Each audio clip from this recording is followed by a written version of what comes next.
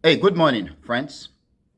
Today is Wednesday, April the 30th, 2025, and the time now is 7:47 a.m.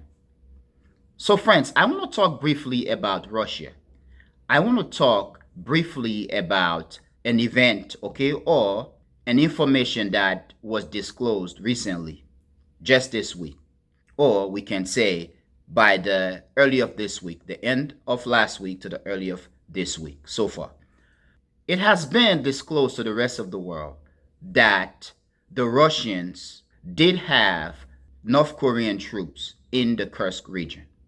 So, in just the past few days, the Russian government or the Russian Ministry of Defense announced that it has completely, fully liberated the Kursk region. And it is being said as well, and the Russian government or the Russian president, Vladimir Putin, did acknowledge the fact that the troops from North Korea did participated in Russian fight, okay, Russia's fight to to push out the Ukrainian troops out of the Kursk region and to completely liberate the Kursk region.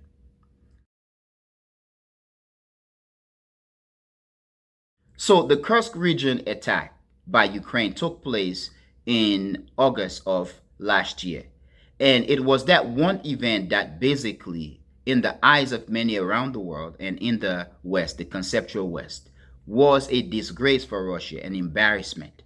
At least that's how it was put in the Western media. And friends, to this day, that's how they continue to talk about it.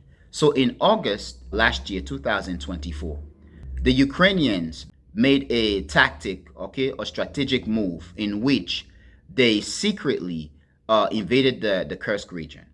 It is said that the Russians had been paying attention onto the eastern front of Ukraine, okay, the battlefield. And the Ukrainian basically came up with a diversion in which they were able to move back and invaded the Kursk region of Russia, which caused embarrassment because it is also said that this was the first time that any invading troop, an enemy troop, had invaded a Russian territory since the Second World War, which the Germans, the Nazi, did. But it's very interesting that this invasion in this case was carried out by the brothers of Russians, okay, the Ukrainians. Both people, Russians and Ukrainians, do have linguistic and cultural heritage, okay, ties that you do not hear about in the Western media. Now, the Ukrainians invaded, okay, the Kursk region last August. And since then, it caused lots of embarrassment for Russia. And I do remember even making a video about it. And in one of the video I made about it, I even asked a question whether this was a move, okay, a strategic move or a failure. Was this move carried out by the Ukrainians to just embarrass the Russians, or was this a move that they carried out because they know it could at least give them leverage, which is being talked about in the media and by many observers and commentators on international relations, that the Ukrainian Kursk invasion was carried out as a means to give Ukraine leverage so that when time comes to negotiate the end of the war, Ukraine can say, okay, we are going to give you Russia, the Kursk region, if you can hand back the eastern territories of Ukraine, which you've taken. So, as of now, it seems that that is not going to happen since the Russians have taken the Kursk region back. But for the Russians, this is kudos to them. And many have said that the Russians do not make any announcement until they are certain that they've had complete control over a region or they've had complete victory. So now, friends, it is said the Russian defense minister, Valery Grasimov, announced that Russia has taken complete control of the Kursk region and push out the Ukrainians. And friends, the president of Russia, Vladimir Putin, has also acknowledged that. And in a speech, he also thanked the troops of North Korea, saying that the North Koreans are heroes who basically participated in Russia's fight to push out the Ukrainians from the Russian territory. So as of now, it is true because last year, Western sources and governments did make allegation that North Koreans were in Ukraine helping the Russians.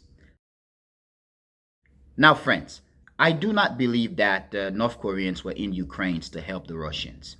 I do think Russia, as of now, is fighting the entire West all by itself, and Russia can do it all by itself. I think what the North Koreans were doing in the Kursk region was basically to obtain experience in the battlefield, on the battlefront.